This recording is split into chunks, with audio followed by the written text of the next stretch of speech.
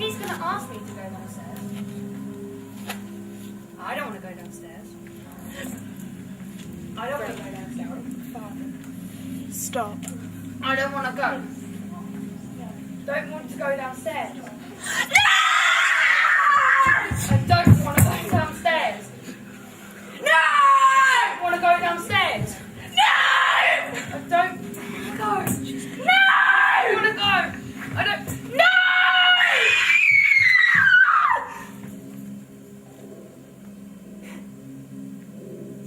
Isn't it funny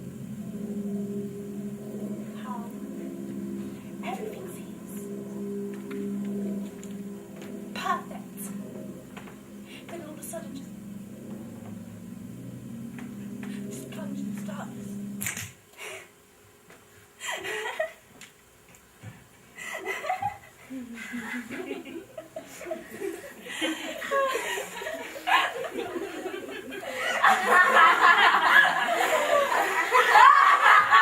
Get off of me!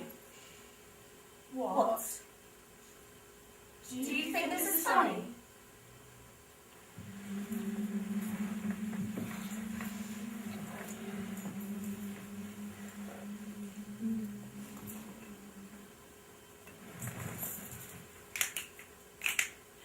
In a little while from now, if I'm not feeling any less sour, I promise myself to treat myself and visit a nearby tower. Climbing to the top will throw myself off in an effort to make it clear to whoever wants to know what it's like. What's it like? What's it like? What's it like? What's it like? What's it like? What's it like? What's it like?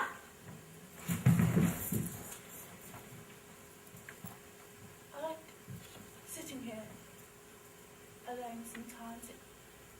It gives me time to think about everything really. You know, school, home, family, friends, life in general.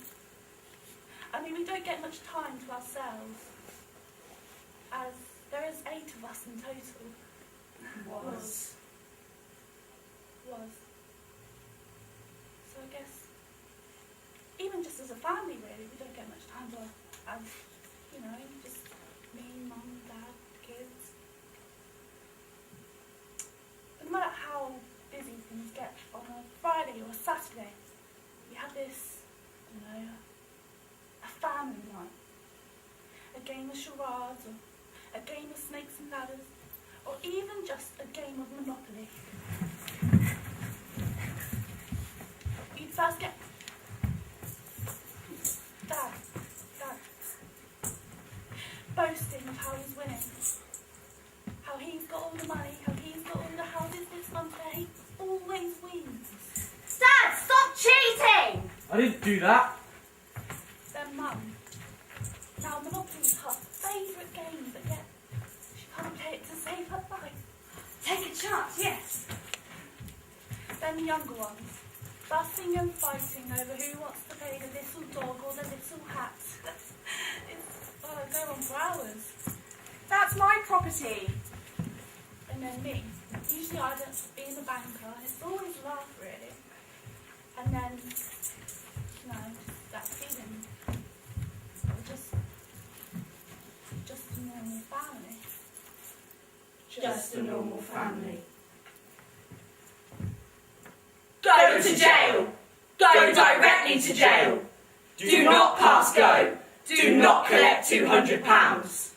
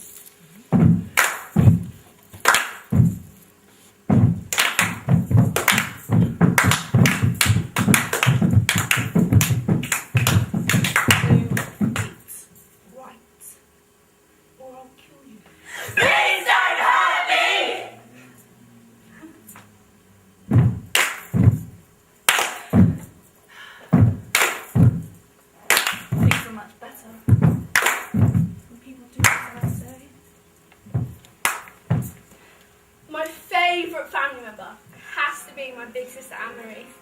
She's so caring, so kind. She's my best friend. We do absolutely everything together. We used to swap clothes, do each other's makeup, style each other's hair, then we do catwalk shows on game night. Mum would join in. Not often, but sometimes. I do remember this one day.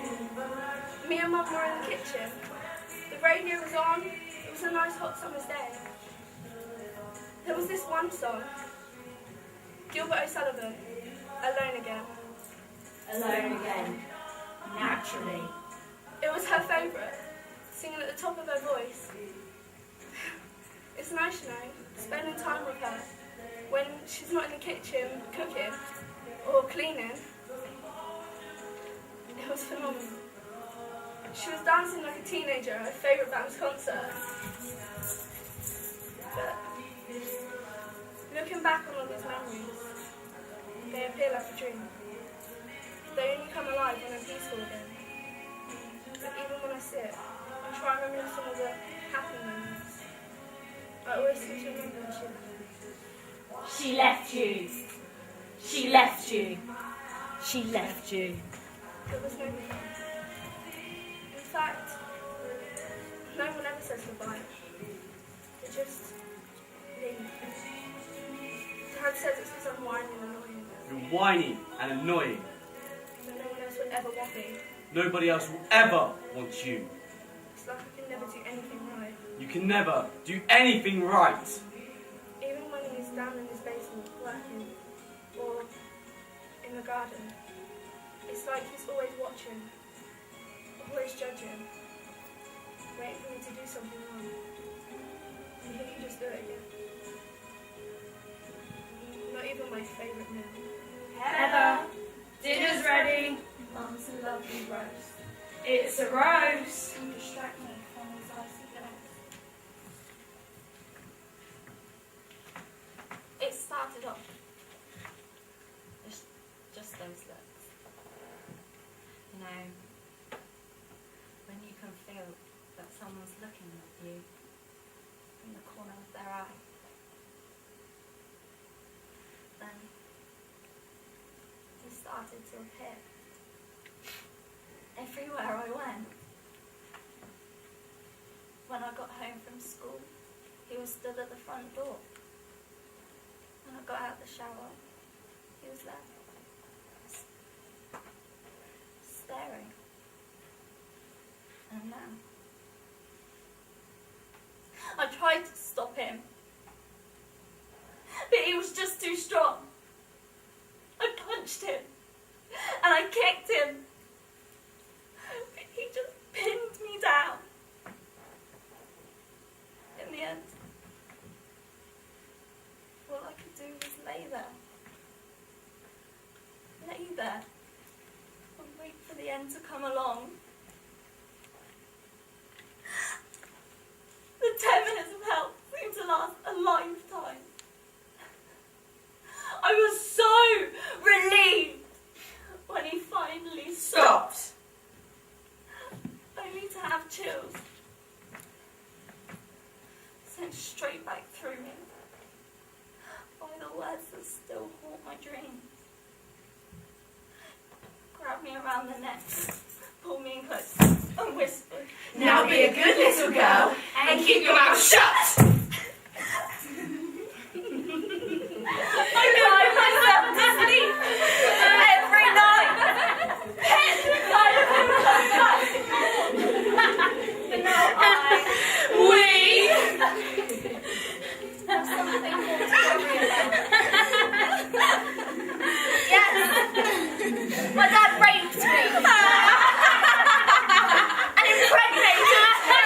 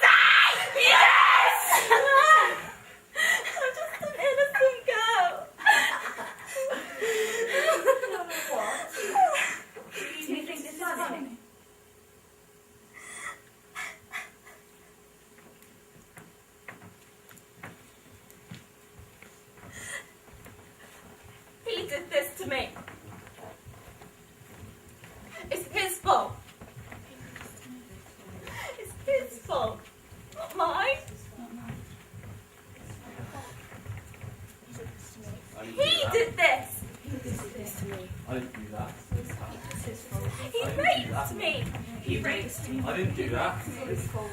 Sorry's fault. I didn't do that. It's a baby. He did this. He really I didn't do that. I tried to stop him. Stop. I didn't do that. I begged him. Stop. I didn't do that. You did this. I tried to stop him. I didn't do that. I didn't do that. I didn't do that. I didn't do that. I didn't do that. I didn't do that. You were expecting her to scream, weren't you? There was no scream. Nobody heard her scream.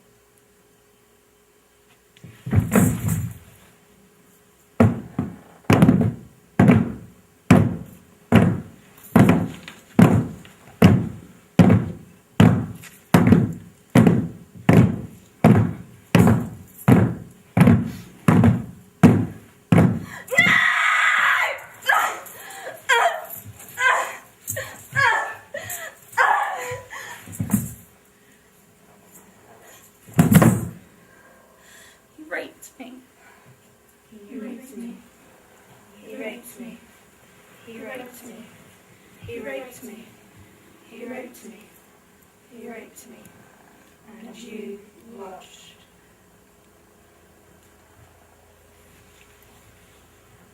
I didn't do that. No, of course I didn't. I'm the local hero. Everybody loves me. Yeah, they all love me.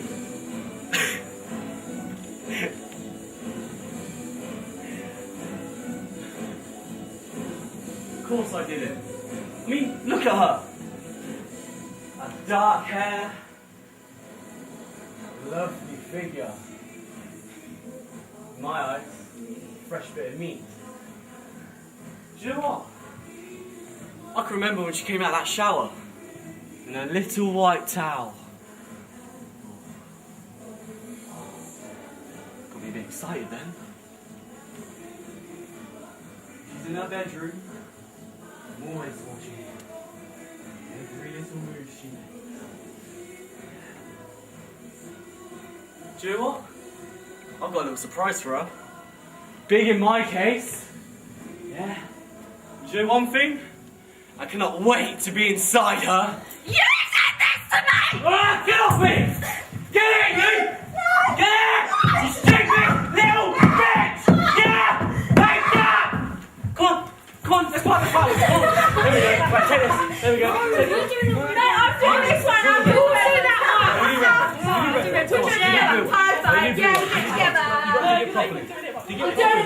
You've got to get it properly. Do you want to play it instead? Come on, let's play it. Come on, use it.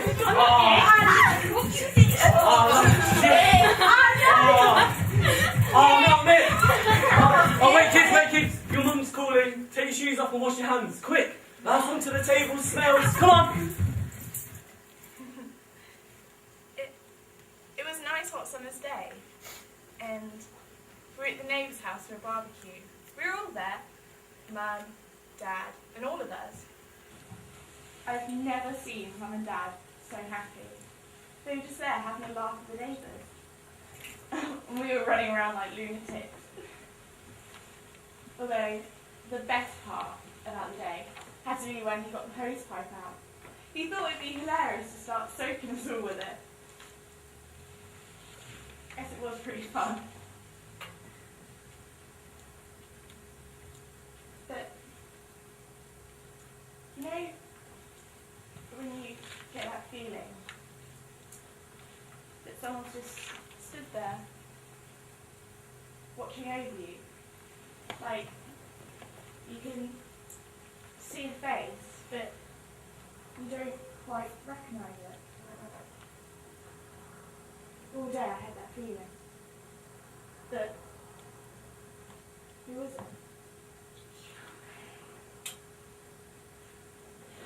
Charmaine? Is that you? Charmaine, please, come here.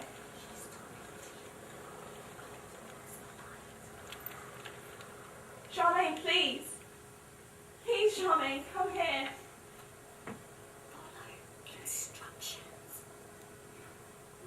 Charmaine, please.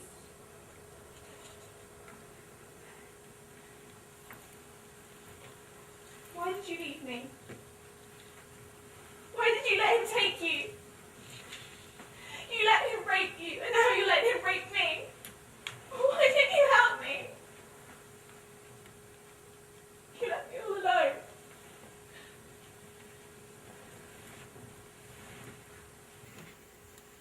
There's a man that lives next door. Beautiful wife and children. Their house is lovely. It's full of bright flowers and in a range of colours. It's so nice. Always having parties and barbecues. It looks like fun. There's a man that lives next door. Never see his wife or his children. Their house is an absolute mess. No one ever goes in and no one ever comes out. Sometimes you just hear him in the garden at night digging. There's a man, the police came around yesterday, came to the first man's house, found a dead body hidden in his patio. The police came around yesterday, came to the second man's house and found a dead body hidden in his patio. Which one's worse? You are asked the question. Which one's worse? Well, which one? Which one? Isn't it funny how it's always the nice people, the ones you don't expect, that are the serial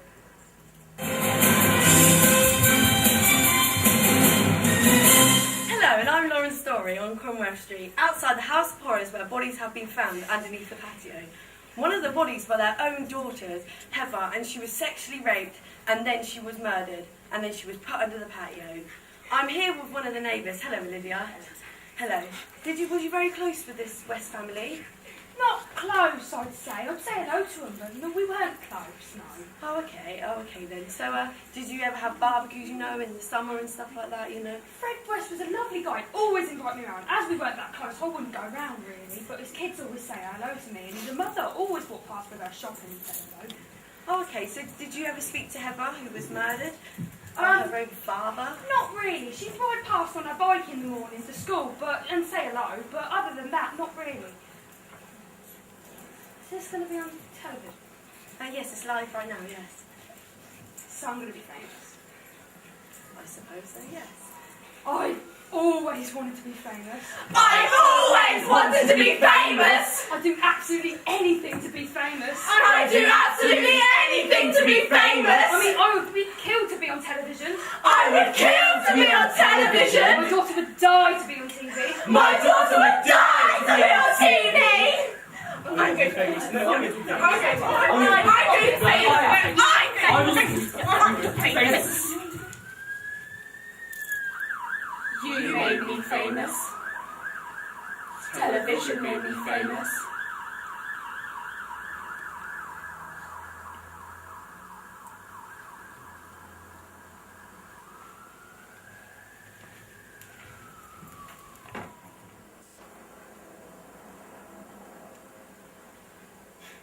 My mother's just to blame as much as my father, really. Yeah, she gives off that lovely impression, that caring, kind, the one that cleans for you, the one that cares and puts the kids before herself. My mother's none of that. If anything, she's the opposite. Downstairs in our own basement, they've made a sort of, torture chamber. A place to fulfill their needs. And it's dark and it's eerie and it's nasty and horrible. And whilst my dad touches, caresses me, my mother sits there and watches. And they're freaks. I understand adults have their needs, but why involve us? That's why Anne-Marie must have left. That's why she must have left. He must have done it to her before me.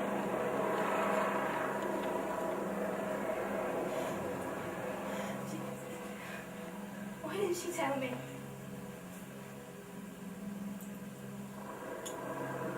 I broke down for my friend Alice the other day at school. I told her about the rapes, the murders, my parents, and what they do for me.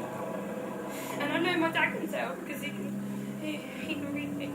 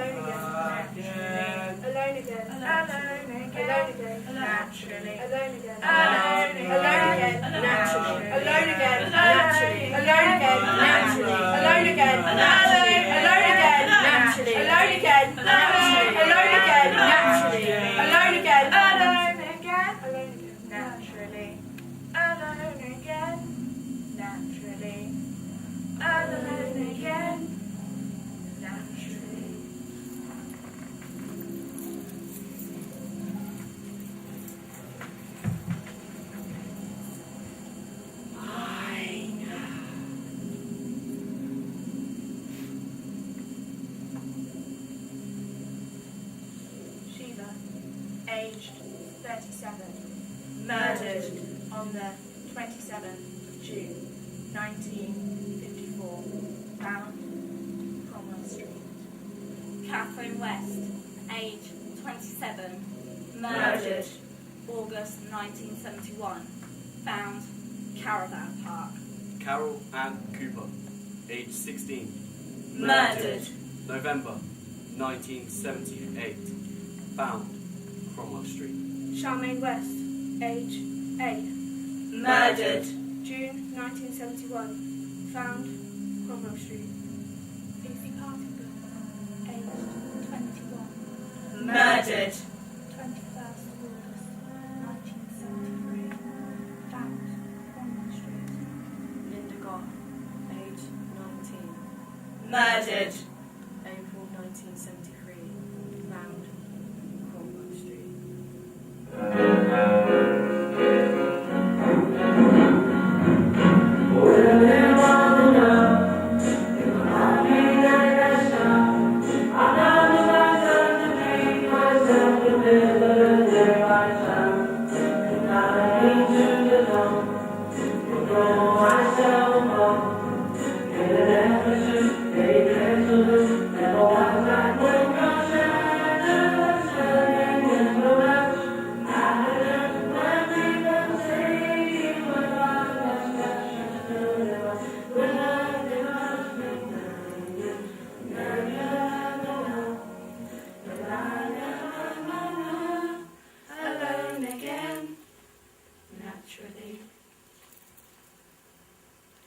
Heather, can you come downstairs?